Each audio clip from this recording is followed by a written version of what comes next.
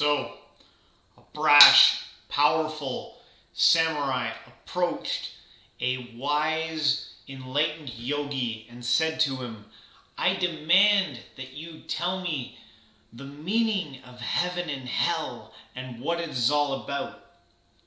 And the wise, enlightened yogi looked at the samurai and laughed and snickered and said, "You're not smart enough to understand the wisdom of the yogis.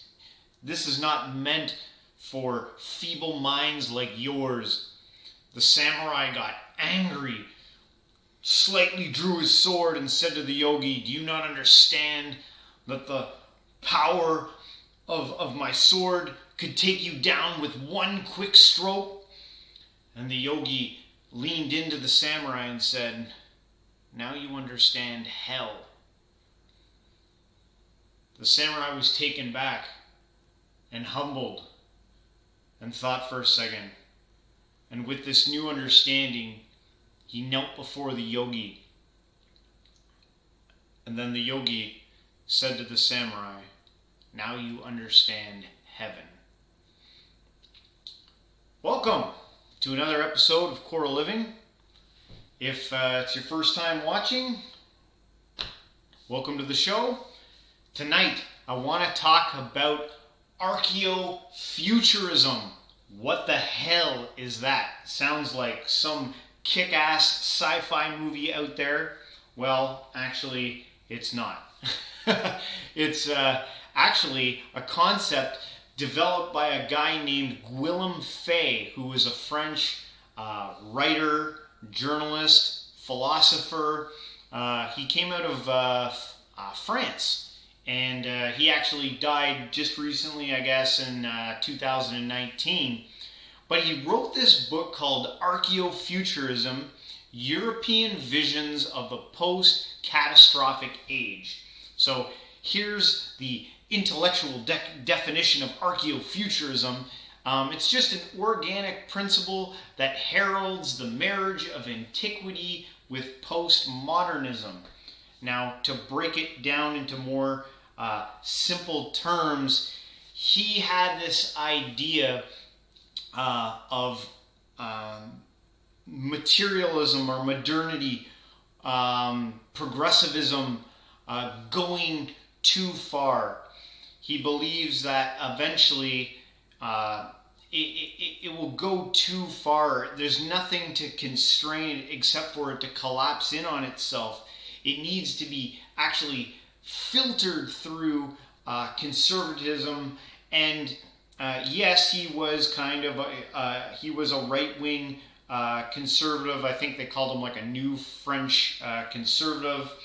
And in my studies, I listened to a lot of liberal critiques of his work, and they seemed to really trash, what he had to say. Some of them were open enough to give him a little bit of slack. The funny thing about this guy, though, is that he was actually very progressive. He had concerns for the environment and could see that what we're doing to the planet is actually destroying it.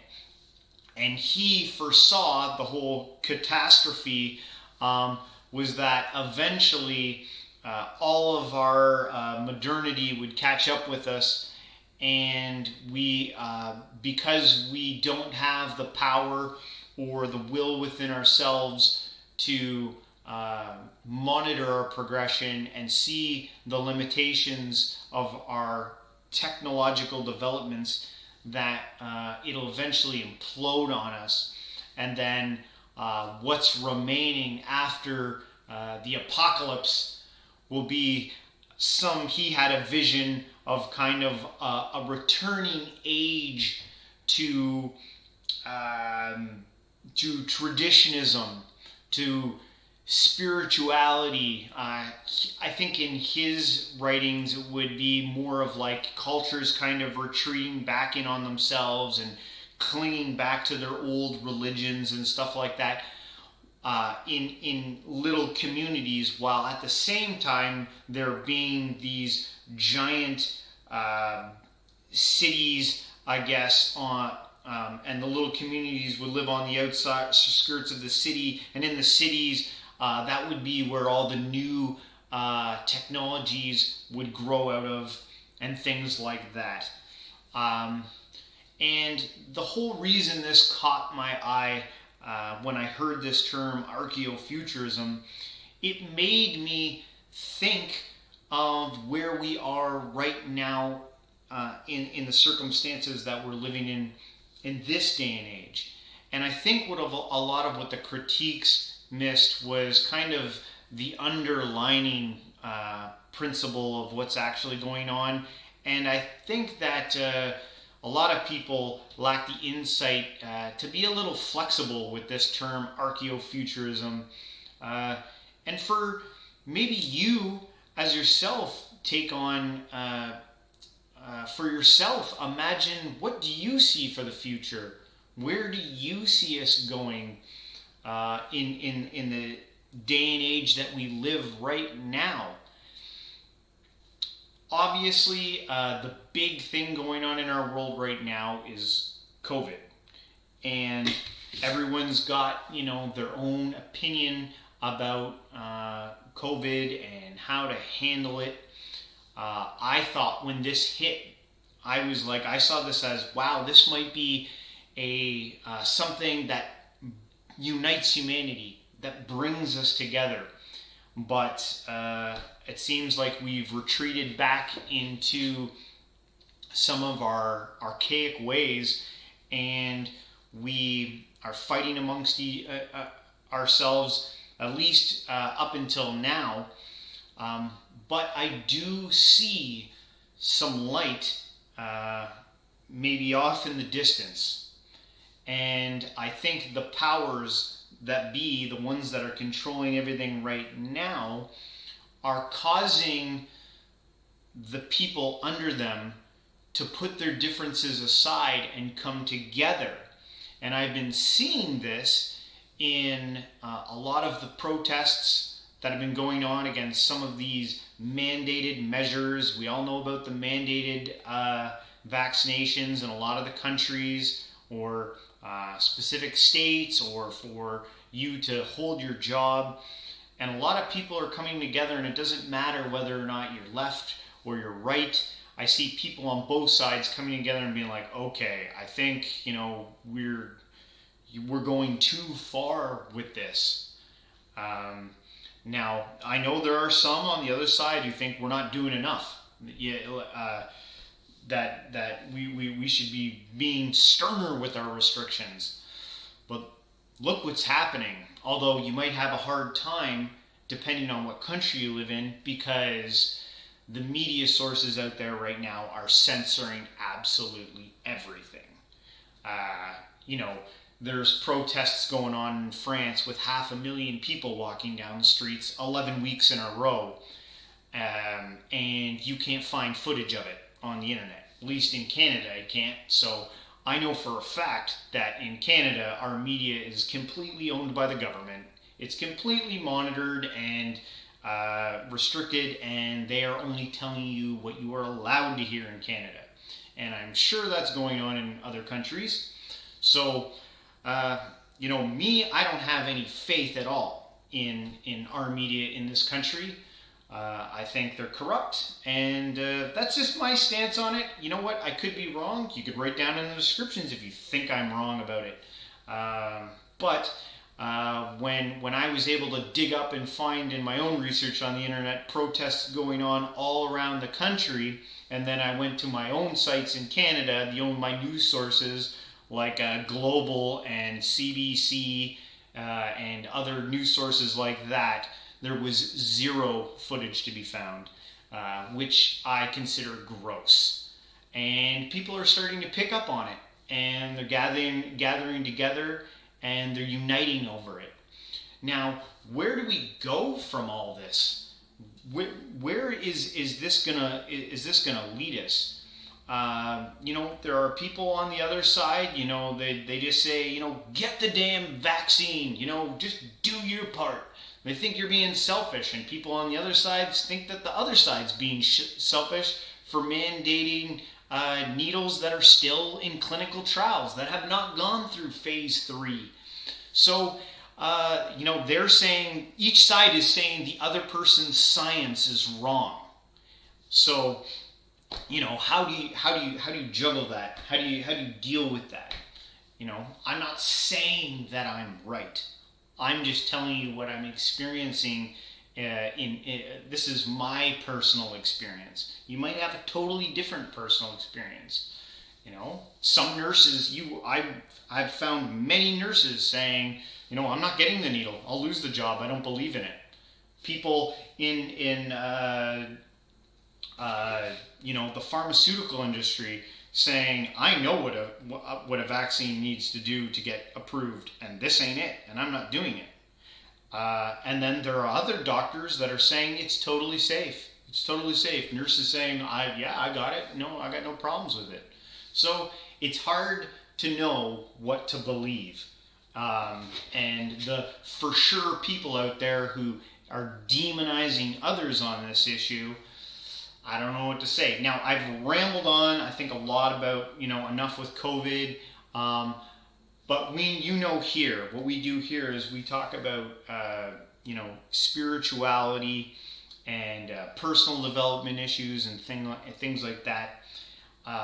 Now, what I see going on here in the circle of people I know is that there is a lot of stress going on.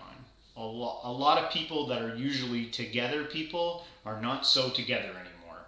You can see the worry on their faces. I talk to people all the time about this stuff and they don't know what to do. They're losing sleep over that. People don't know if they're going to have a job tomorrow over this situation. And they're looking for ways out. Now, there are loads of personal development things that you can do, mindfulness meditation, things that you can retreat back to. And so that's what this channel is about, is those things, being able to find for yourself maybe some meditation or some introspection, self-reflection, maybe a yoga practice, maybe start working out, maybe changing your diet. All these things can help, bring down the storm going on. I just talked to a friend the other day. I shared with her some content that I knew about that might help her with some of her anxiety. And only after a few days, she actually did the recommendation, and she said, you know what, I actually do feel a lot better. Out of nowhere, someone who would have never meditated before, not known about it ever, they gave it a shot, and they say, you know what, I'm doing it, and I'm feeling better, just even a little bit. So, I'm not saying that works for everyone, but just that seemed, we had this conversation and they tried it out, and so far so good. So, maybe getting involved with some religious institution. I don't know, there's lots of things you can try out there.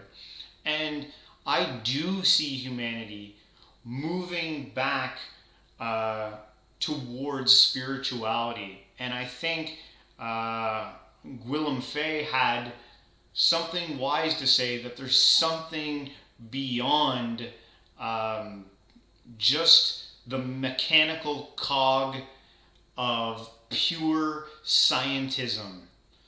And there may be in the future an emergence of, say, science and spirituality actually coming together. People want more than to just be a soulless machine, making some guy at the top of the ladder, a billionaire. They want to feel, they want to cry, they want to laugh, they want to have joy in their lives. They want to hug each other, and they want connection with other people. And they don't want to be stuck behind some phone day after day, just scrolling through Facebook. Feels meaningless, feels empty. And people, I think, they're starting to come together, and they're uniting in these protests that I've been seeing. They're getting close, and they're laughing, and they're excited, and they're doing something together that they believe in, and it doesn't matter. I've watched so many protests lately of all different races and creeds of people coming together to unite under a cause. And I'm not gonna say that, oh, that cause is right. I just noticed that the coming together of the people, and it doesn't matter, what you believe, but we're just in this together, and we're all, feeling the anxiety of the day and age that we're living in, and we're coming together, and it's okay to feel upset. And, maybe if you see someone out there who just feels upset, don't tell them how kick-ass your life is going. I feel your stress. I feel the pain that you're going through. It's okay. And we're in this together, and I'm with you. I'm with you. I think the world needs a lot of that right now because there's so much damn suffering going on. But maybe we're moving into a new day and age where the old structures of just sucking the life out of the people and the planet, that might be coming to an end actually right before our eyes. And that, that might come with a cost. We might have to give up certain luxuries that we've been holding on for so long. We might have to let some of those things go. The big giant homes and the $150,000 vehicles and the avocado toast every day. We might have to give some of that up. All of this things comes with a cost, and on the other side, a lot of people pushing vaccines on people and stuff like that. This is what I'll say about that. I know people who are dead on against this thing. They're like, I will die before you put a vaccine in my arm. I know people like that. You might think you're winning some type of a battle. I don't know if there's a battle to be won here by making people get needles for this vaccine, for this virus going on. But I'll tell you this, that, anyone who's willing to give up their job and their life and their mortgage and all that they have, anyone who's willing to give all that up, that is a powerful person. That's someone whether you agree with them or not, that person is a mighty person in the fact that they are ready to pretty much die for their beliefs. So you might, love the fact that, oh, we're making this happen and we're just going to make those naysayers do it. That comes with a cost. That's not a win. Like right now, I think in Canada, like 20%, well, I can't even believe the numbers. I don't believe the numbers that the media is shoving out. But let's just pretend it's 20%. If you have 20% of your population saying no and willing to give up their lives, you got a major problem. You got a major, major problem. And if you've seen what's been happening in Australia right now, that is scary. You do not want that in your country, and this is only going to get worse, and it could lead to violence. And this is not a time in our lives for violence. We need to come together as people, and support each other. Whether or not you want to get the needle, that's fine. If you don't want to get the needle, then that's fine too. We can still, come together. Just because you can get the needle doesn't mean you can't get COVID. It's like, I actually, it blows my mind, the logic behind some of this. Because this isn't I don't see this going away. There's variations of this all over the world. This is here. And how many needles are you willing to have mandated into your body? Are you okay with 2? Because 3 and 4 are coming. 3 and 4 are coming. And 5 and 6. And while you're doing this, you're not building up any of your natural immunities. And this is what we want to shove into our children. They aren't going to have any, which doesn't even hurt them. So, but, we're worried about, me and making sure that I'm okay. But your kids are going to be fine. And the quicker they let their natural immunities take care of this thing, that might actually be the thing that gets rid of this. And maybe the rest of us might just have to go the way of the, cuckoo bird. We might have to sacrifice ourselves for our kids. I don't know, man. I listened to a guy this week give a pretty powerful speech. He was willing to go as far as to say, I'm willing to give up my life so that you can live without wearing a mask and being forced by governments to have needles shoved into your arms. He was willing to give up his life. He's willing to, that's what he's saying. That's what a lot of people are saying. That's powerful. That's so powerful. Then I'm just going to get the needle because I think, and it doesn't matter if you get the needle. I don't care. If you got the needle, thank you too, because you made a sacrifice. You made a sacrifice on an experimental vaccine. Thank you. That's actually pretty commendable too, that you would do that.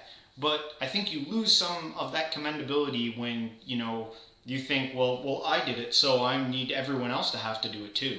So I'm going to make sure that everyone else does what I did. I think that's when you lose any of your, your hero status. But again, what do I know? But I return to what I'm saying about, I think we need to come together and support each other and not demonize each other, no matter what side of the fence you stay on. Who knows where we're going? We are living in unprecedented times, and we might be witnessing the collapse of the current system that kind of holds this all together. This might be a complete new age. How I handle it is I take it one day at a time, because I don't want to spend every waking moment worrying about the future and where I'll be. I don't know, if I'll take the needle or if I won't. I haven't decided yet. I'll have to wait. And I'm not saying that my way is right and your way is wrong. And vice versa, I'm not making any brash judgments. I'm just pointing out what I'm seeing. And I still believe that in the time that we're in now, we have the ability to make something good of this. We can turn something that's bad into good if, we're brave enough and we're strong enough. I sometimes wonder, am I brave enough and strong enough to handle this?